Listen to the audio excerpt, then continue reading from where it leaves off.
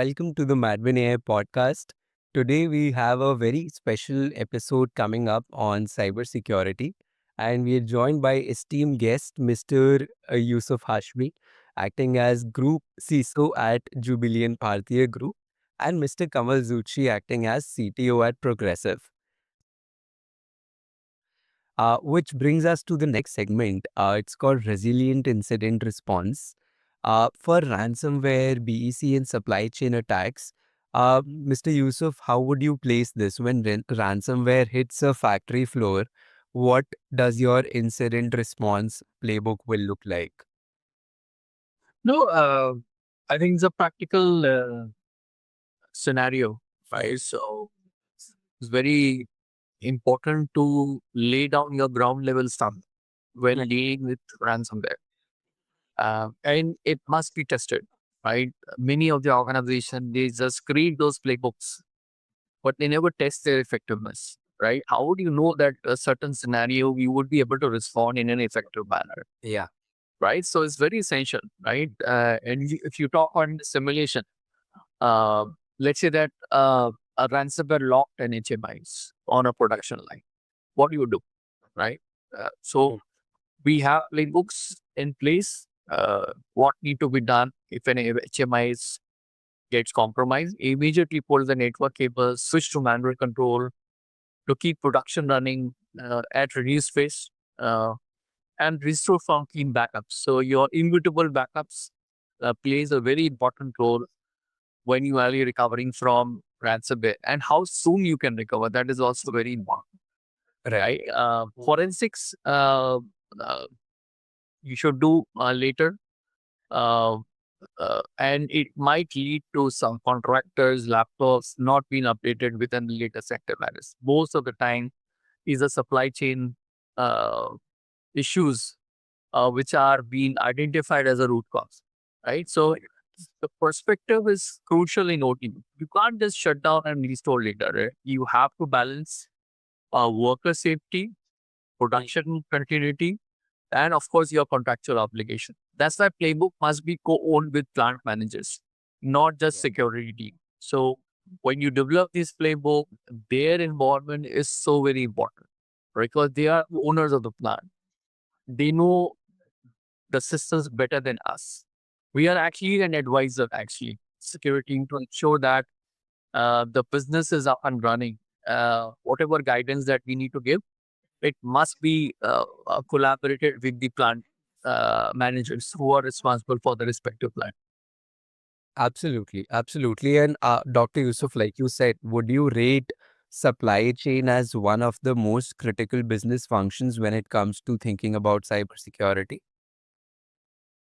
Yes, especially in manufacturing environment, supply chain plays a major role because most of, I just spoke about that, most of the issues arise from any infected machines brought in by the contractor or the OEMs or with an infected USB, right, being plugged into my PLC, right, which is not running the latest sensors of antivirus. So that's where largely the root cause come from their side itself. Or infected machines having remote access to my ICS environment, right? So uh, zero trust plays a major role to trust, verify that the machines have the latest antivirus, meet the posture requirement, whatever the policies that you have defined, the supply chain must have that. And of course, these products that they bring in, you must have your S bombs ready now, right? If you, which is a must now. You can't survive without it, have because we don't know what kind of sources that these products have been developed. Are we reference to any word source or GitHub? So the SBOM will definitely help me to actually identify the supply chain risk. At least visibility is very important to know that what products these OEMs are bringing in, and how does it impact my environment. Absolutely. Absolutely. And Mr. Kamal, how would you place a CTO's response to a situation like this? Especially in ensuring that the production does not stop. There is continuity, no redundancy and quick, rapid recovery. Yeah, absolutely. So, from CTO perspective, there is a term called RTO. So, which is called recovery time objective. So, yeah, it's used in DR applications. So, ransomware is kind of DR situation wherein uh, we have to invoke uh, the alternate systems. One is that how fast we can run the production systems, and how fast we can bring those systems to the speed so that business can start their function normally. So to address that, uh, from technology perspective, we have to implement fault tolerant and highly available system, so that if something goes down on one of the systems, for the alternate system can start immediately. For example, cluster system or DR site systems. So that way, we can support CISO organizations so that they can quickly start their operations. Then second more aspect what Dr. Yusuf has shared, and it is very important, is that the drill perspective. Though we have playbooks, we have not tested it out, so it becomes futile that we are not able to take this forward. So very important aspect from technology perspective is that we should have DR drills, playbook drills on periodic basis, so that we are 100% sure that these alternate mechanisms will work Absolutely. whenever it is required. So yeah. Absolutely. And, these sort of drills, I'd like to ask both of you, are they a part of routine? Does that happen every quarter or every time you implement a new system, or when do these drills happen in the first place? No, I think these drills are in especially manufacturing. You won't get opportunity every quarter or every 6 months. It has to very planned in a way that production has not been uh, impacted at all. Right. So the current state of affairs in manufacturing, drilling, DR drill is going to be very challenging. I don't see you will have opportunity to do DR drills in a manufacturing environment. But yes, using digital twins, we are able to actually at least create a replica of the network that has been actually been created in my real time manufacturing, and then we are able to do that using digital twins. Got it. That's a very smart way, Dr. Yusuf, creating a digital replica and then testing it out to understand what other challenges you could actually face if it goes south. Absolutely. Perfect. Wonderful. Wonderful. Which brings us to, I think, one of the most important questions when it comes to cybersecurity, guys. And I think, this is the question that is asked to you almost on in every board meeting. Budgeting in the age of justification in terms of investments in the cybersecurity bit. Because in most of the other business functions, let's say when it comes to supply chain or marketing or sales, anything else, whenever you place a budget, it is really easy to quantify the ROI on the same. So, Dr. Yusuf, we'd like to understand from you first, how do you make the board see value rather than fear when asking for security budgets? So, see, when usually I present requests for endpoint upgrades, right? I don't pitch it as a security tool. Instead, I show how competitors lost 10 production days in an attack, right? Hypothetically, it costs around $50 million, right? And of course, our investment would not cut down recovery from 10 days to 2, right? And suddenly the board saw this not as a cost, but as a competitive advantage. Correct. So, my perspective is that board respond to return on investment and resilience, not fear. So I think making them fear will never fly in the current state of affairs. Board has become smarter now, right? And when security spend is positioned at enabling faster recovery, uh, uh, regulatory trust, and customer confidence, it transforms from insurance to a business growth enabler. Right. So, if you take that approach, you would get quicker budget and quicker. Otherwise, the board will first of all not understand these technologies, or if you come back to them that, hey, look, we are actually stopping millions of attacks, or it doesn't fly to the message doesn't goes to the board, right? But when you actually enable this in real quantifying terms, like we discuss about cyber risk quantification, right? So it's very important that we translate that into business terms, right? So efficiency is something that I just gave an example. If I can actually bring down recovery from 10 days to 2 days, that's what board is looking forward to invest. Let's invest in certain technologies or approaches which will reduce my business impact.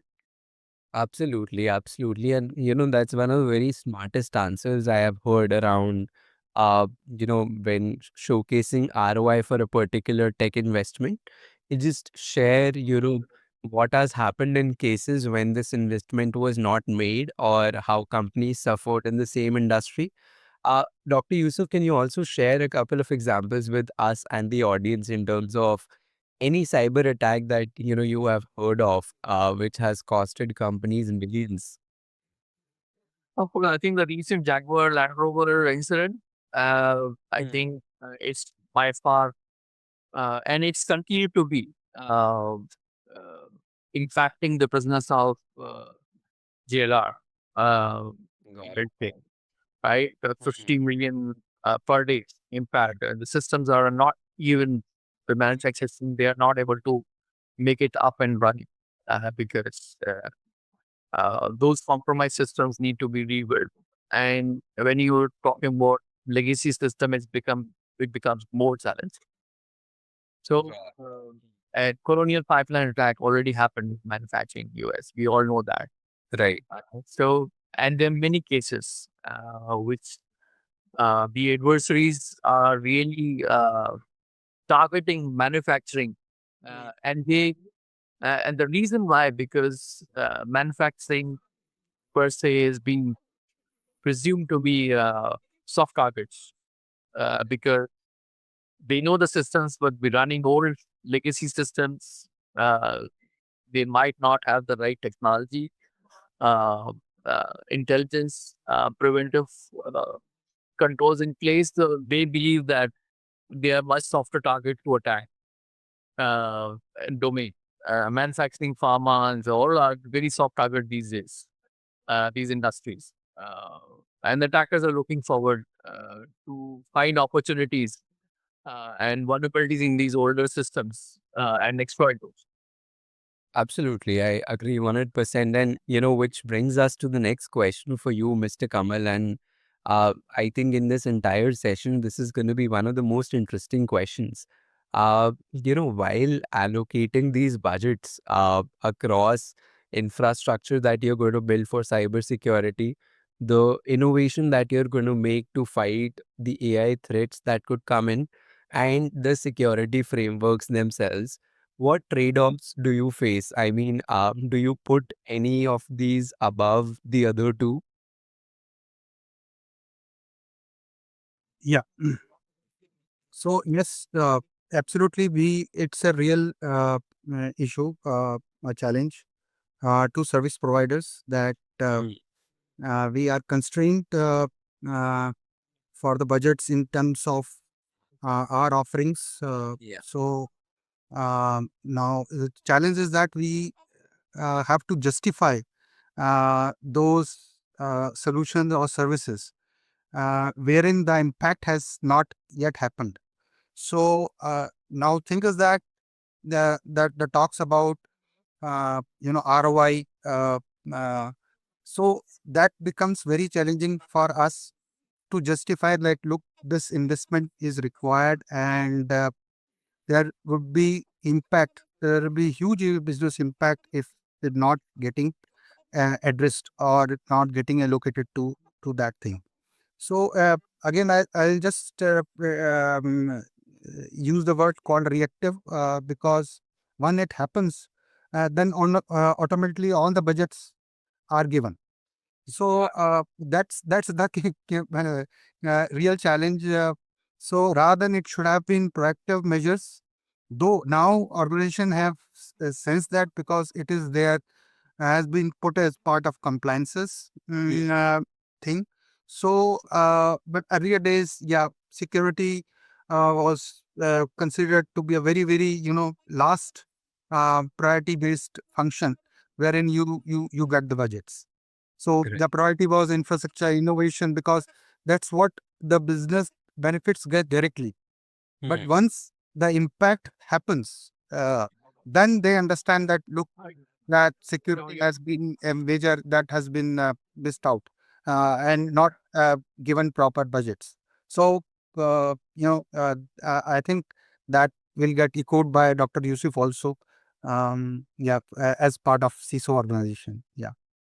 Absolutely. And I think that's one of the most common thumb rule, until that has happened, until you have faced the challenges yourself, you would not be very, proactive about taking proper measures around cybersecurity.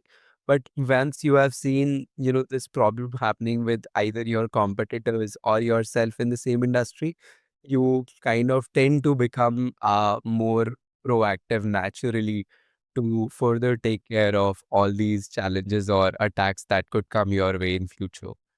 Absolutely.